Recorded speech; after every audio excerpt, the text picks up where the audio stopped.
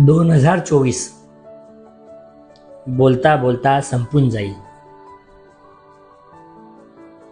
आपण आता वर्ष बदलताना पाहतोय, पण 2024 मध्ये मी माणसं बदलताना पाहिलीत.